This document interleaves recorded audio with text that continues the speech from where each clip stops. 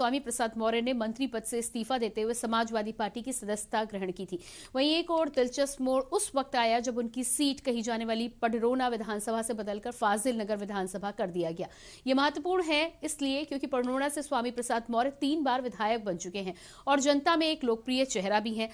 स्थानीय स्तर पर इन तमाम विषयों पर स्वामी प्रसाद मौर्य से बातचीत की हमारे प्रमुख संवाददाता शिव प्रताप सिंह ने। देखिए, उत्तर प्रदेश की सियासत अपने आप में एक अलग ही मोड़ रखती है और इस समय 2022 के चुनाव को देखा जाए तो हर पल एक नया मोड़ ले रही है।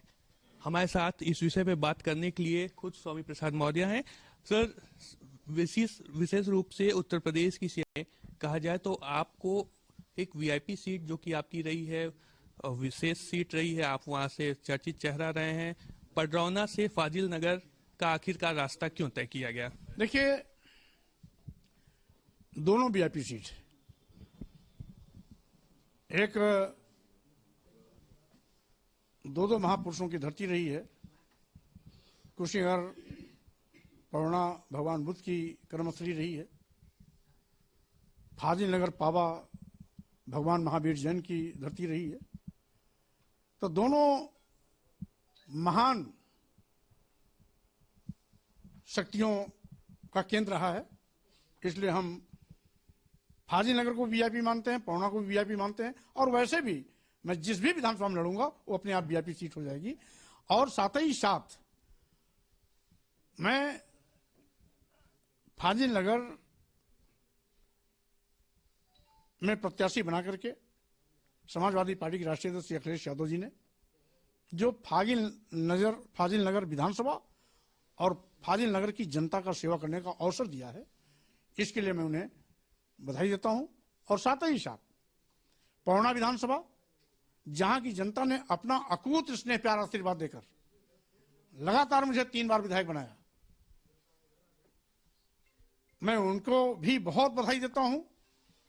और पडरौना विधानसभा के लोगों का स्थान मेरे दिल में था, है, आगे भी रहेगा। क्या पडरौना के आप तो स्थानीय नेता हैं, क्या पडरौना से कुछ ऐसे समीकरण बने जिसकी वजह से आपको फाजिल नगर के लिए कहा गया, या फिर ऐसी कोई समीक्षात्मक पार्टी स्तर पे कोई बैठक हुई जिसके बाद ये निर्णय लिया गया?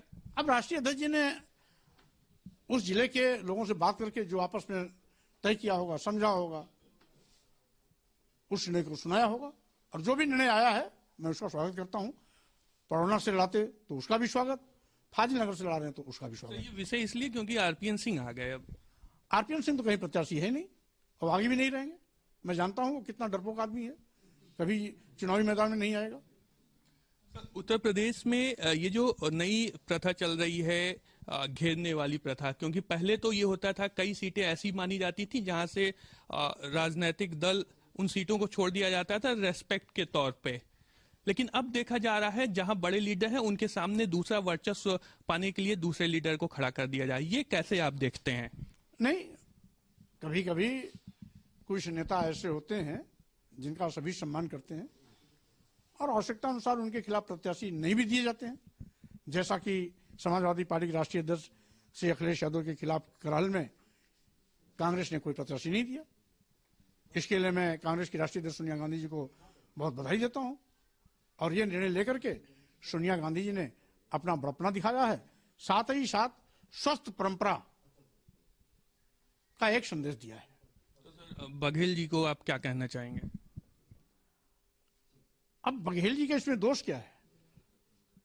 ये तो भारतीय जनता पार्टी के पास प्रत्याशियों का टोटा है, प्रत्याशी मिल नहीं रहे हैं, इसलिए केंद्र के मंत्री श्री बघेल जी को यहां पर भेजा है। श्री बघेल जी के अस्तित्व पर सवालिया निशान खड़ा करने के लिए, उनके व्यक्तित्व को छोटा करने के लिए करार भेज दिया। अभी 2 साल भी पूरे नहीं हुए, लोकसभा का सांसद चुन के गए हैं। जब बड़ी पंचायत का एक सांसद है तो छोटी पंचायत में भेजने का मतलब क्या है? ये तो बघेल जी के व्यक्तित्व के साथ खिलवाड़ और मजाक है। भाजपा में वरिष्ठ अधिकारियों की फहरिस्त बढ़ रही प्रत्याशी के रूप में। अब मैंने पहले ही कहा कि भारतीय जनता पार्टी के पास प्रत्याशियों का टोटा है। कहीं केंद्र के मंत्री को ला रहे हैं तो कहीं किसी कृषि अधिकारी को आयोजित कर रहे हैं। इनके पास प्रत्याशी आज मिल ही नहीं रहे हैं और इसीलिए आज भाजपा बैकफुट पे है। शुक्रिया। तो ये थे हमारे साथ स्वामी प्रसाद मौर्य, जिनका कहना है कि भारतीय जनता पार्टी के पास अब वो प्रत्याशी नहीं मिल रहे हैं, इसलिए अधिकारियों को ला रहे हैं। कैमरा पर्सन समीर के साथ शिव प्रताप सिंह, के न्यूज, लखनऊ। बुलेटिन में फिलहाल वक्त एक छोटे से ब्रेक का फौरन हासिल होते हैं।